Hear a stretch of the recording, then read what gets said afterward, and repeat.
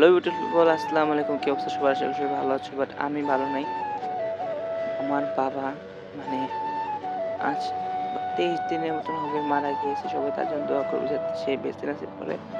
মানে কি বলবো আর, আমার এই সময়টা ভিডিও বানাতে পারিনি, এতদিন শর্টস আপলোড করছি, ঠিক আছে? কিন্তু গাইস এই আপনাদের মাঝে আসলাম একটা মোটো ব্লগ নিয়ে।